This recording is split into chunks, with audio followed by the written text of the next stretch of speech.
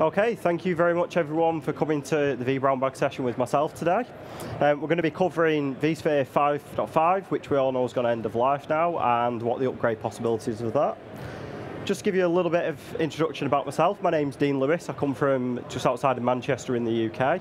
I'm actually joining VMware as a technical account manager in December as well, so I'm going over to what people call the mothership. I'm currently a vExpert. I do work with the VM Vanguard program and also the Cisco Champion program. I blog at theeducate.co.uk. You can also find me on Twitter at SaintDLE. And this presentation will contain a lot of KB articles and a lot of links and a lot of information. So don't worry about trying to capture it all, take pictures, write it down. You'll be able to download this presentation now from vexpert.me/upgrade, and that'll take you to Dropbox. Okay, so first and foremost, one of the reasons why you're all sat here at the moment, vSphere 5.5 has gone end of life. When I first started doing these presentations earlier this year, it was going end of life and it was on a final countdown. Now we've gone past that date as we've stood here at VMworld this week. This also includes vCenter, ESXi itself, and other instances such as vSAN 5.5 as well, if you ever deployed the first instances. If you are unable to upgrade to 5.5 at the moment, there is the ability to purchase extended support in 1-year increments from VMware up to 2 years. So that will take you to 2020. However, as you can imagine, the price for this is going to be quite expensive from VMware, and they're going to use it as kind of a makeshift way to force you to upgrade to 6 or higher anyway. Technical guidance is still available for 5.5 in the form of KB articles. However, you're not going to get anything such as security fixes, hot patches, bug fixes, for example, either. So think along the lines of when we had the whole Spectre meltdown issues at the start of the year. They didn't release anything for ESXi 4.1, ESXi 5, 5.1, for example, because they were all end of support, end of life products. There are other products that are also affected by this. So there is a community website, verton.net, which has a product countdown. And when I took a screenshot of this on Friday, there was a number of key critical components as well that were also end of life. So for example, if you have NSX 6.2, the vRealize Operations Managers, a couple of versions there. You've also got Site Recovery Manager 5.5 and 5.8. So one of the things we're going to be covering today as well is the fact that it's not just core vSphere you need to think about upgrading. So first and foremost, let's look at the two new hot off the press vSphere versions and what features they bring and why you'd maybe want to upgrade to them. So 6.5 has been out for over a year now. So we have vSAN 6.5 for Windows, can be installed on 2008 R2 above. We've moved away from the use of the internal Microsoft Express databases for SQL. So it's embedded Postgres SQL, or you have to move to an external database for larger instances. But this is, most importantly for the Windows version, is going to be the penultimate release available. We also then have what everybody now affectionately loves as the VCSA, so the vSphere appliance. This has completely been rewrote from the ground up. So those of you remember the VCSA coming out for 5.5, it was based on SUSE Linux. This now uses the Photon OS operating system, which was announced by VMware last year. So this is fully built by themselves. It means VMware managed the life cycle of this product themselves as well. So if you think about, again, the Spectre and the meltdown issues at the start of the year, VMware are able to produce the hot fixes for that appliance straight away, rather than wait for a third party such as SUSE or Microsoft to release an update patch for the operating system and then see how it affects their software as well. Highly scalable, so as you can see, we've got 2,000 hosts, 35,000 virtual machines. So the hero numbers that we all know come to love whenever we get a VMware release. We have the introduction of true vCenter high availability in an active and a passive virtual appliance, which is something that a lot of people have been asking for many, many years. There was the ability to do it within the Windows environment using failover cluster manager, but it wasn't supported by VMware. It was quite clunky, and to be honest with you, you probably end up with more issues than fixing the high availability issue. We also have the introduction of VMFS 6. This gives you that 4K native support, the ability to do automatic unmap, So now within the latest version of VMware tools, if you delete any space, that space gets marked as free within the operating system. The ESXi host then knows about this and then can pass that command directly down to your storage as well, rather than having to go through the ability of in 6 or 5.5 where you'd have to run the icicles of your Mac commands manually on a periodic basis, or write a PowerCLI script to do this for you. It requires to create the VMFS data store from new. You can't upgrade to a VMFS 6 format. There is a PowerCLI command which is called update VMFS data store, which is really helpful. Don't use this unless you've evacuated that data store of your virtual machines and data that you need beforehand, because it will format the partition on that data store. We also bring in VM level encryption that requires an external key manager. Introduction of the common REST API frameworks, that's going to be the same common framework that's used across all VMware products going forward. We've got predictive DRS, which ties into the vRealize suite. So as the trend analysis starts to build up for your environment over 30, 60, 90 days, a year, however long, we can then look at the workloads that's going on in the environment. So let's think of your payroll server. It's probably only active for 1 day of 30 in a month.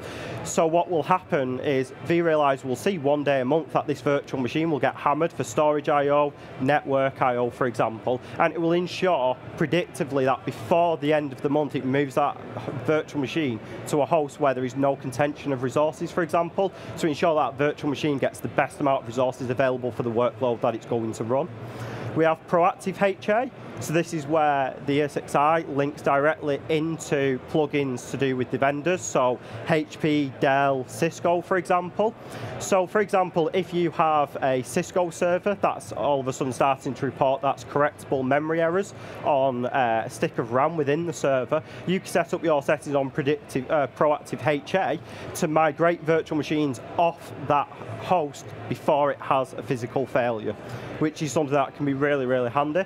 Like I say, it's a plugin and it's supported by the vendors as well, so you need to talk to them in terms of the integration for that piece.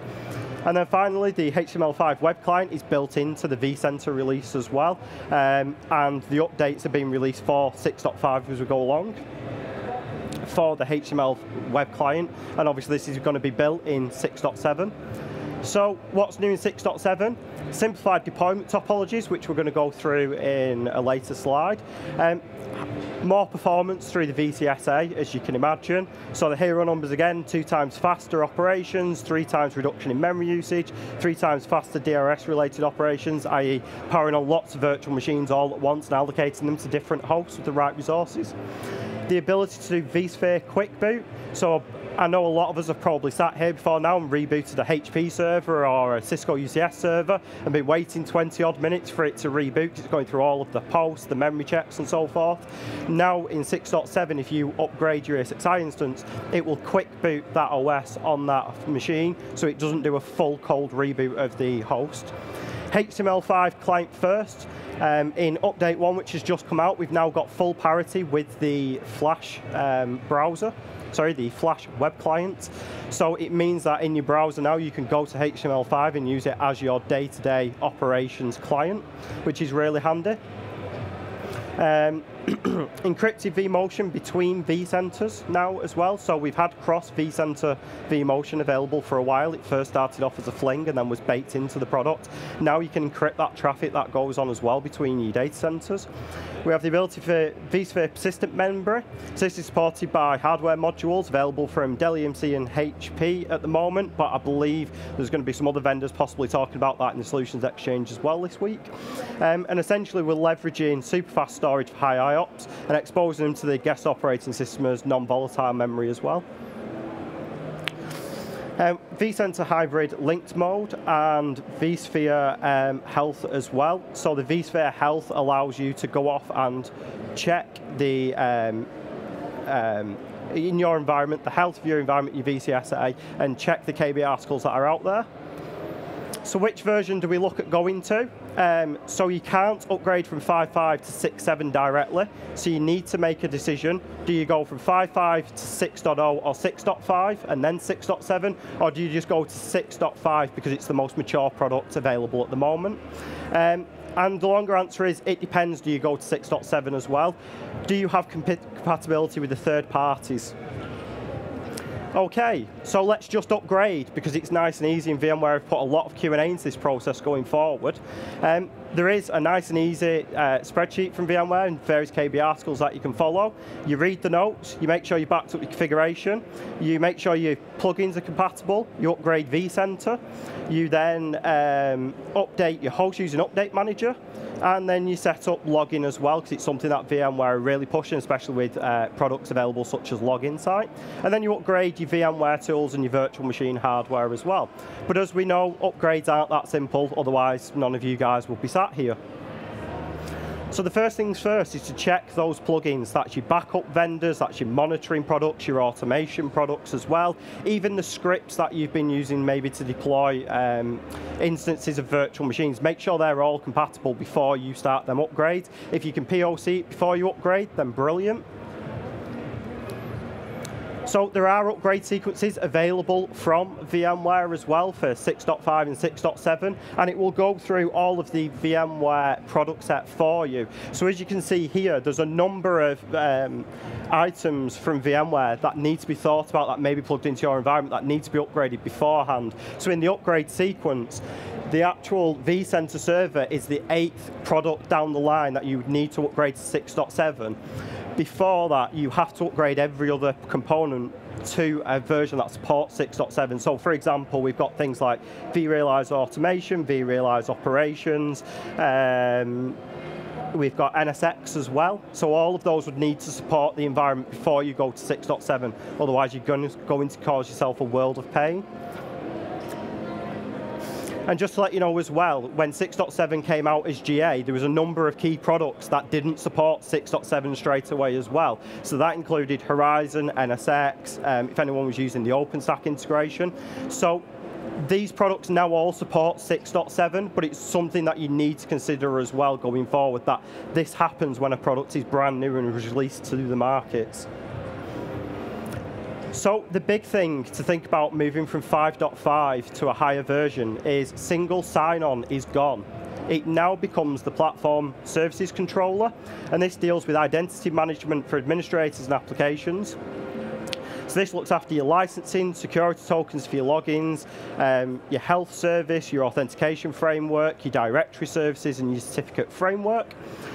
So if you need to consolidate your SSO domains in 5.5, so for example, if you've got lots of instances of vCenter with SSO and you've called them all vSphere.local and they're all individual, you're going to need to consolidate them domains and use the idea of sites, and you need to do that before you move to 6.5. You can do it in 5.5, there's a KB article available for it. They have also made it available to consolidate these sites in 6.7 during the operation as well. They actually brought that back because they realized it's quite a big problem for customers. But as we know, you can't go from 5.5 to 6.7 anyway, so you would have to do all this consolidation up front, because you would have to do a step upgrade into 6.0 and then 6.5, or from 6.0 to 6.7. Enhanced link mode replaces the vCenter linked mode. So this also brings together some topology problems with that as well. So in 6.5 and earlier, you cannot deploy two standalone embedded vSphere appliances where we have the PSC embedded on the same appliance as well and have enhanced linked mode. But in 6.7, VMware have now updated that so that it is a supported topology as well. So this is one of the key things where you really need to understand your own environment and what you want to achieve as part of your upgrade, and read the release notes and the documentation before you move. So here we've got some of the topologies that are available. So in 5.5, we've got a setup where we've got all of the individual components extrapolated, because it was possible in 5.5.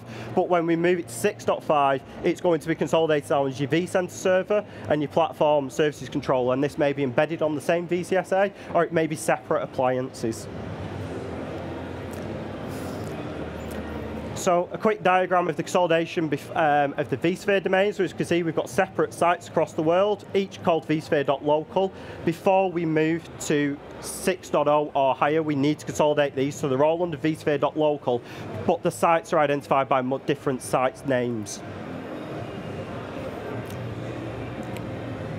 So during the migration, it is supported for a mixed topology, so you can be in unsupported topology format, and VMware don't give any guidelines on how long you can be in this state for, but obviously the guidelines from VMware is to get your upgrade completed as quickly as possible. You will only have one single SSO domain going forward, but multiple SSO sites. And in 6.7, the converge tool to do this for you and make it nice and simple is located on the ISO itself and can be run from Windows, Mac, or Linux. So pre-upgrade tasks, because we've gone through all of our notes, we've decided we are going to upgrade to either 6.5 or 6.7. So first things first is the simple things. It's the common sense things that always trip people up, that I always get called out from customers where they've had a failed upgrade. Check the hardware status of all your hardware. Check the software status. Make sure all of your services are running within your various VMware components. Make sure you've got that good backup. That's always key. The amount of times the customers just thought the backups have worked. Do a test restore beforehand. It might take a couple of hours to do a test restore, but that couple of hours could save you days of trying to fix broken vCenters and being on the phone to VMware. Read the documentation through and through. I can't stress this enough. Make sure you've got all of your infrastructure details and your prereqs in place. So there is a number of things. For example, deploying a new VCSA will need the DNS records in place already for that. So it's one of the things that kind of, again, gets missed straight away. It will fail right at the end of the wizard as it starts to deploy that your DNS record isn't there, and you've got to go through that wizard all again from the scratch. And build a checklist. So I've got a simple checklist of the VMware products that we were building, what we're going to upgrade, what the current version is, what version we're going to, and any comments as well. So for example, is there a KB article we need to reference? Is there a hotfix that we need to install beforehand?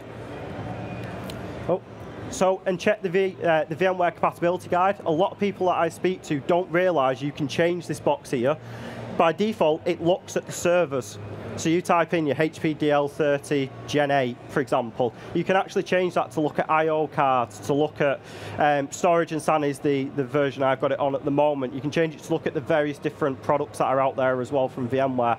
So make sure you check all of those details. If you've got any open support tickets, whether this is internal to your company or external, then cover them off, close them. Make sure you understand if you don't close them what the upgrades of that effect are going to be. I've had it before where a Windows server's been running out of space, has vCenter installed, customer goes to update that server and runs it out of space, and then it all falls over and they've no way to manage the VMware environment. And you look back and go, okay, well the server's running out of space. And the answer is, oh yeah, we knew about that, we just didn't get around to cleaning it up. It's really daft common sense things that always trip everybody up. Open a proactive support request with VMware. There's actually guidance from VMware on this now. There's a KB created by them about what they expect as a proactive support case. VMware would rather you ring them up and tell them you're going to upgrade your vCenter environment and what your planned steps are so they can vet and validate that for you before they do it, or before you go ahead with the upgrade itself. So then if you do have a problem, you've already got that ticket opened, VMware have already got the details of what you were planning to achieve. It makes that process a lot quicker if you do need to speak to VMware to help you with a failed upgrade. Plan your time accordingly. This is something that I can't stress enough. There are a couple of KBs available. It looks at the database sizes. So for example, if we take it off very, very simple maths, the VMware KB states that if you've got a 40 gig database size, whether that's in vCenter for Windows or VCSA, and you're only migrating the inventory and configuration data, which is about 7 gig usually, it's going to take 30 minutes for that upgrade. Your vCenter environment is going to be offline during that period for 30 minutes. So if your database size and you're going to migrate your event and task data is 40 gig, it's going to be 1 hour and 4 minutes is the estimate. That means your vCenter is going to be offline for 1 hour and 4 minutes. Why is this key? If you're using Veeam, for example, to do storage snapshots or backups every hour, during your backup window period, your vCenter is going to be offline within that hour based on their estimations. So again, if you've got a very old vCenter environment, you've had it for many years, lots of hosts, lots of virtual machines, it's 250 gig and we're going to go with the extremes of migrating all data, vCenter is going to be offline for 10 hours and 45 minutes. can you suffer that downtime so that maybe you go outside of your backup window? If you can, what do you need to tell the business, for example? What plans do you need to put in place during that time if you do have an upgrade failure? Again, read the documentation. I feel like a stuck record with it, but the amount of times I've had my own engineers come to me with an issue and the fix or the answer's been in the documentation that they should have read. And then finally, get familiar with the upgrade process. Look at the independent bloggers that are out there that have taken screenshots, that have gone through the process. Understand that process yourself before you go and do it, especially if you can't POC it yourself. Use the hands-on labs that are available from VMware, for example. Okay, so we're doing the upgrade ourselves. So is it a migration or is it an upgrade? Because the ability to do both within the VCSA ISO deployment. If you're staying on Windows, you're just going to upgrade it. If it's a migration, this is where you're deploying the new platform services controller and vCenter as distributed components. If you upgrade, it's usually a straight upgrade of the VCSA or the Windows environment. However, it actually deploys a new VCSA anyway because it's this new Photon OS. Again, stress, the vCenter's unavailable. There's a number of database tips as well that are available to go through, health check your databases, clear out old indexes, clear out orphan and stale data as well. Bringing that database size down, get all of that done and dusted up front before you click migrate. It reduces the time that it takes to migrate, but it also clears out any possible issues. So for example, one of the great ones I used to find moving to 6.5 was when it gets to migrating VMware Update Manager.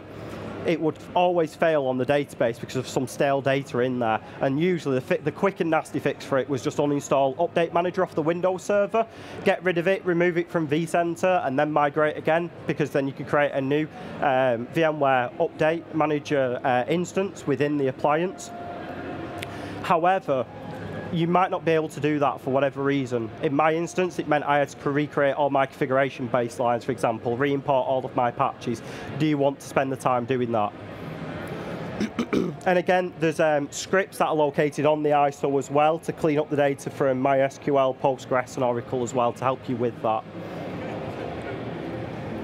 If you're using custom SL certificates, whether you're using an internal CA or whether you're using an external CA, so for example, you're using a public wildcard domain, which I've seen before with people, back up them certificates beforehand before you upgrade them.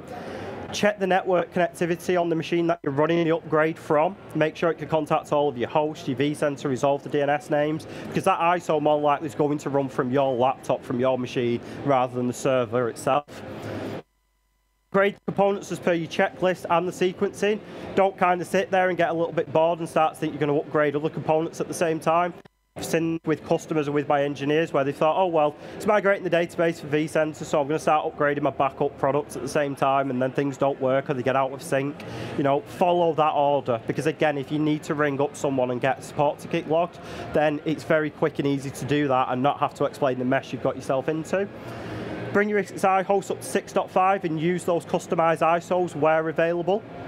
Upgrade VMware tools, and remember that VMware tools is now separate, forked away from the ESXi releases as well, so there may be a newer VMware tools available than what comes with your ESXi installation. And upgrade your virtual hardware version. This is kind of one of the things that I always see people not doing because it requires a reboot. This exposes new CPU ID features. So for example, again, going back to Spectre and Meltdown, to actually protect your virtual machines from those particular security vulnerabilities, you needed to upgrade to the version of hardware that came with the ESXi update as well. So VMware tools can be found on the drives and tools section of the vSphere download for the latest versions, or you could just Google it. Upgrading licenses, so again, this is just in case you download the slideshow, just where you find to upgrade your license as well, because not a lot of customers know where the options are for that. Okay, a couple of gotchas to run through. So 5.1 cannot be managed, ESXi 5.1 cannot be managed by vCenter 6.5. So if you have any old hosts that you haven't updated yet, that are even older than 5.5, you need to think about that. There's a number of devices that are deprecated for supporting 6.5 as well. SQL Server Express is not supported anymore as well, so this is where you'd be migrated on your Windows environment to a Postgres database. Update Manager is now built into the appliance, so you don't need that Windows dependency if you're using the VCSA. And there's a number of processors that aren't supported as well in 6.5. So this is kind of more if you have a home lab or some secondary kit that's DR and quite old as well, just to kind of think about as well. VMware's discontinued the third-party vSwitch program, so if any of you guys use the Nexus V, for example, that's going to be supported in 6.5, but it won't be supported from 6.5 update 1 going forward, and it's not supported in 6.7. There's also an IBM one as well that's used, but I've never actually seen it out in the wild by anyone I've spoke to. Upgrading the latest version of the VCSAs built into the VAMI itself, so you just log in, click update, and it will pull them directly down from VMware itself and reboot the appliance for you. And if you are running vSAN, so that should be that should be vSphere 6.0 update 2. You have to upgrade to vSphere 6.7 update 1. There is no upgrade path from vSphere 6.5 update 1 to vSphere 6.7. You have to go to the latest release currently available. Quick overview of vSAN considerations. When you're upgrading from 5.5, you have to upgrade to 6.5 update 1 before the vSAN hosts are upgraded to 6.6 or 6.6.1. So again, verify you've got your backups in place, you've read the documentation. There is some very nice websites that I'll link to at the end as well to take you through all of them sets of vSAN, because it's a whole slideshow on its own. And make sure you're using the latest version of vSAN prior to the upgrades as well. So we can see here, if you're on vSphere 5.5, you have to be on this patch before you can go to 6.6. Otherwise, you are going to find available your hosts go offline. NSX and vSHIELD, so vSHIELD no longer exists. So you need to migrate from vSHIELD Manager to NSX 6.2 before you can upgrade to anything higher. So it is a migration process. However, NSX 6.2 is now also end of life, which causes a few problems. You can still download the media and upgrade this from VMware. It's still available, I've checked. It's still worth opening the support ticket with VMware, even though 6.2 is end of life, to help you with that migration as well. You cannot just upgrade to the newest version of NSX. And again, you can see with the compatibilities there, there's a lot of things you just can't move to for whatever reason. Once you go to NSX as well. So it will be a step upgrade, vSHIELD into 6.2 NSX, and then upgrade your versions of NSX to the latest version as well. So you may need to plan this with your vCenter. Okay, so I'm going to wrap up. So again, this presentation, I am sorry I've got to kind of rush through it. When I last presented this, it was at VMUG, and I did have an hour. Presentations available at vexpert.me/upgrade. There's an upgrade book available for 6.5 from Imad Yumis. There's a new one coming out for 6.7 soon. VMware Storage Hub, so storagehub.vmware.com for all your vSAN needs, and vSphereCentral.vmware for all of your vSphere upgrade needs. Just let you all quickly get a picture of that. And then finally, whilst we're at VMworld this week, there's a couple of other sessions that are run by the VMware guys. So you can go and meet the experts today and tomorrow at table 9 over in the halls. You can also see Make Your vSphere 6.7 Upgrade Bulletproof today at 2 o'clock, and tomorrow with Nigel Hickett and my friend Kev Johnson, you can see the upgrade journey from 11 till 12 as well. Thank you very much. Again, apologies for rushing through that towards the end. If you have any questions or queries, grab me in a couple of minutes.